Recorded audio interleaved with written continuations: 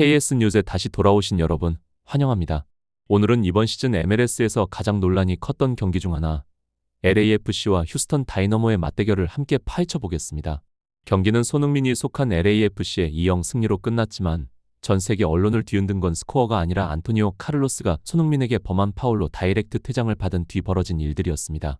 경기가 끝나자마자 휴스턴 쪽에서 분노의 파도가 터져나왔고 그 중심에는 다름 아닌 슈퍼스타 네이마르가 있었습니다.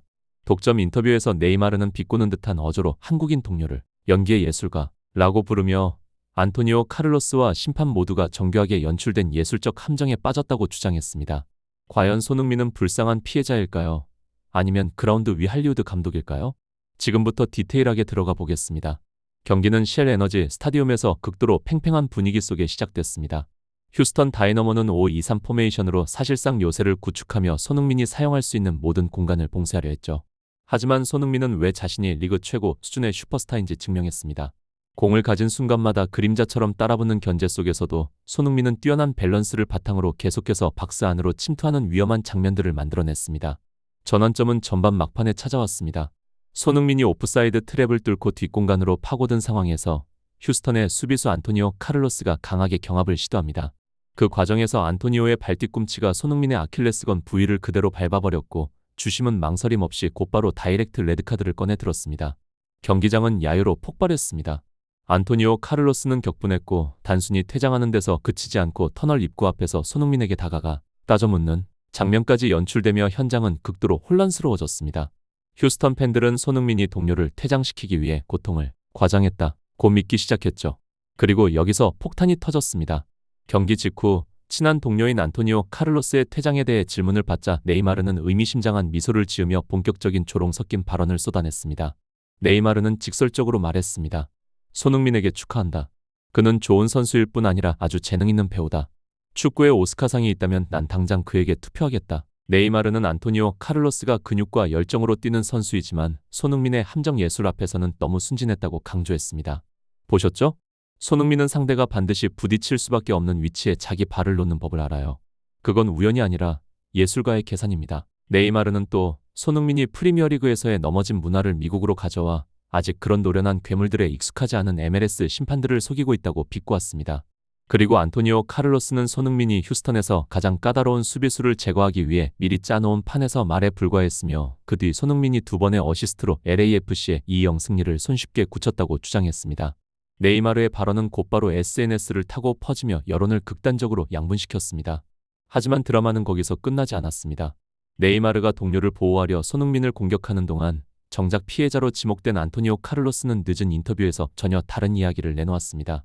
안토니오 카를로스는 터널에서 손흥민에게 다가가 논쟁을 벌일 생각이었고 격렬한 말싸움을 각오했다고 인정했습니다. 그런데 손흥민의 반응이 그를 얼어붙게 만들었다는 겁니다. 손흥민은 분노하거나 비웃는 대신 놀라울 정도로 침착했고 안토니오에게 이렇게 말했습니다. 괜찮아요. 축구입니다. 이런 상황은 늘 일어나요. 심판 판정 때문에 너무 마음 쓰지 말고 멘탈에 영향받지 마요. 안토니오는 이렇게 털어놓았습니다. 저는 그를 비난하려고 다가갔는데 결국 위로를 받은 건 저였습니다. 제 행동이 부끄러웠어요. 이 장면은 네이마르의 연기 주장에 찬물을 끼얹었습니다. 만약 손흥민이 정말 상대를 함정에 빠뜨리는 배우였다면 자신을 크게 다치게 할 뻔한 선수에게 왜 그렇게 친절하고 공감 어린 태도를 보였을까요? 미국 축구 전문가들도 곧바로 분석에 나섰습니다. 그들은 네이마르의 발언이 단지 팀의 압박을 덜기 위한 감정적 발언일 뿐이라고 봤습니다. 실제로 손흥민은 잔기술이 아니라 양발을 모두 활용한 드리블과 뛰어난 공격 전개 능력으로 경기를 지배했다는 것이죠. 텍사스 지역의 한 매체는 이렇게까지 평가했습니다. 휴스턴을 무너뜨린 건 심판이 아니라 손흥민의 두 다리였다.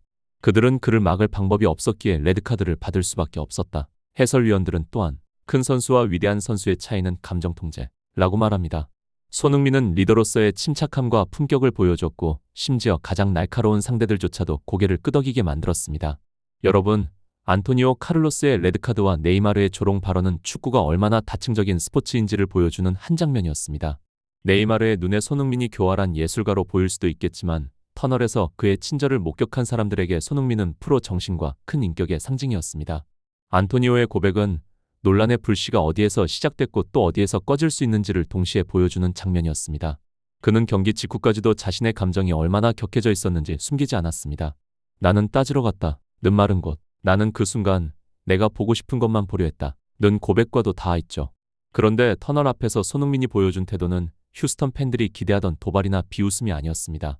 오히려 분쟁을 더 키울 수 있는 모든 단어를 조심스럽게 피한 채 상대의 마음을 먼저 꿰뚫어보는 듯한 차분함이었습니다.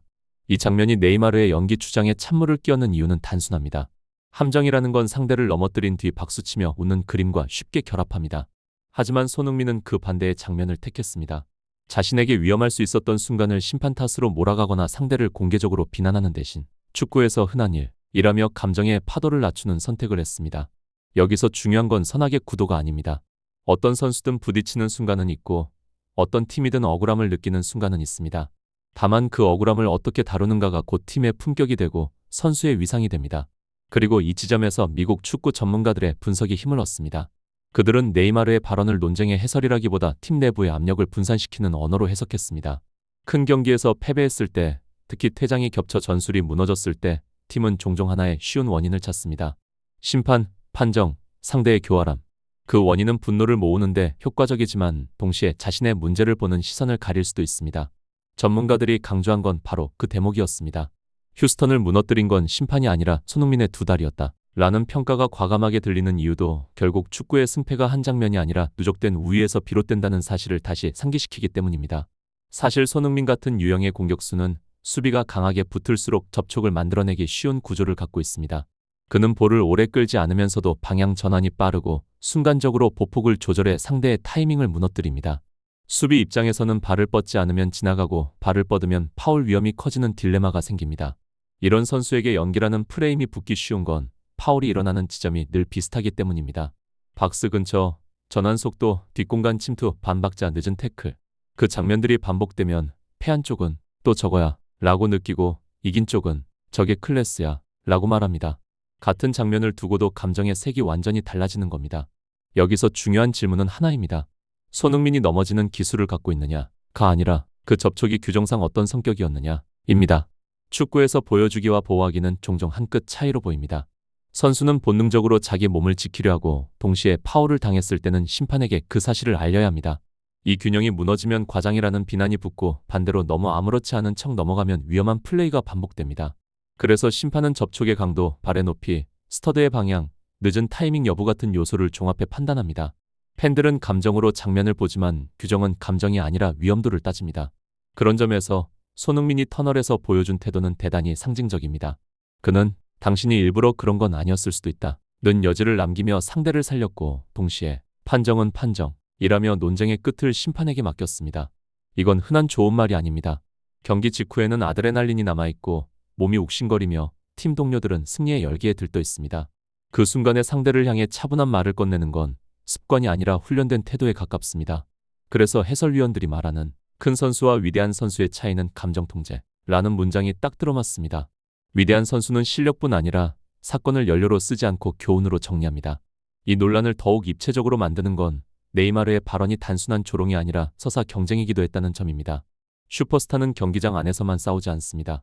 경기장 밖에서도 이미지와 해석을 놓고 경쟁합니다. 그는 배우다 라는 말은 팬들의 분노를 결집시키는 동시에 자기 팀이 무너진 이유를 하나의 이야기로 단순화합니다. 그리고 단순한 이야기는 늘 강합니다. 복잡한 전술 실패, 체력 저하, 압박 구조 붕괴보다 저 사람이 우리를 속였다가 훨씬 공유되기 쉽기 때문이죠. SNS는 그런 단순한 이야기의 속도를 더 빠르게 만듭니다. 짧은 클립, 잘린 각도, 과장된 자막, 순식간에 판결이 만들어집니다. 하지만 반대로 안토니오 카를로스의 인터뷰는 그 단순화에 균열을 냈습니다. 내가 위로를 받았다. 이 한 문장은 손흥민을 악역으로 고정시키려던 프레임을 흔들어 놓습니다. 누군가는 여전히 그래도 넘어졌다고 말할 수 있습니다. 그러나 인간의 장면은 숫자처럼 깔끔하지 않습니다. 상대가 나를 비난하러 왔을 때 그에게 오히려 마음을 내려놓게 만드는 사람은 계산된 악역과는 거리가 먼니다. 더 정확히 말하면 최소한 그날 터널에서의 손흥민은 분노를 팔아 이득을 보려는 사람이 아니었습니다. 전술적으로 봐도 휴스턴이 준비한 5-2-3은 처음부터 높은 위험을 동반합니다. 5명이 라인을 지키면 중앙은 단단해 보이지만 한번 뒷공간이 깨지거나 윙백이 끌려나가면 측면의 커버가 급격히 무너집니다. 손흥민이 그림자 마크를 받으면서도 위협적이었던 이유는 단지 개인기 때문만이 아닙니다. 상대가 한 명 붙으면 한 명의 공간이 비고 그 빈 공간을 동료가 사용하게 만듭니다. 손흥민이 공을 받기 전에 수비의 시선을 끌어당기고 공을 받은 순간에는 반대편의 움직임이 살아납니다. 손흥민을 막는다 라는 목표가 강할수록 휴스턴의 수비는 손흥민 중심으로 꺾이고 그 꺾인 각도가 결국 약점이 됩니다. 퇴장이 나오기 전부터 이미 그 흐름은 시작되어 있었고 퇴장은 그 흐름을 더 크게 확대했을 가능성이 큽니다. 그래서 레드카드를 받을 수밖에 없었다. 라는 표현은 도발이 아니라 체념에 가까운 진술로 읽힐 수 있습니다. 뛰어난 공격수 앞에서 수비수는 때때로 지금 끊지 않으면 더 큰 위험이 온다는 순간을 맞습니다. 그 순간의 선택이 늦으면 파울이 되고 더 늦으면 실점이 됩니다. 문제는 그 선택이 위험한 접촉으로 이어질 때입니다. 축구는 거칠 수 있지만 위험해서는 안 됩니다. 선수의 커리어가 걸린 순간이기 때문입니다. 이 지점에서 팬심은 흔들립니다. 내 팀 선수가 퇴장당하면 억울하지만 동시에 상대 선수가 큰 부상을 입을 뻔했다면 판정이 엄격해지는 것도 이해해야 합니다. 이 균형을 놓치면 논란은 끝없이 반복됩니다. 여러분이라면 어떤 쪽에 더 고개가 끄덕여지나요? 네이마르가 던진 오스카라는 말이 보여주는 냉소의 프레임인가요? 아니면 터널에서 드러난 손흥민의 태도와 안토니오의 고백이 보여준 인간적인 결말인가요? 논란은 언제나 뜨겁지만 그 뜨거움 속에서도 결국 오래 남는 건 장면이 아니라 태도입니다. 그리고 그 태도는 다음 경기의 공 하나를 더 무겁게 만들고 다음 시즌의 명성을 더 단단하게 만듭니다.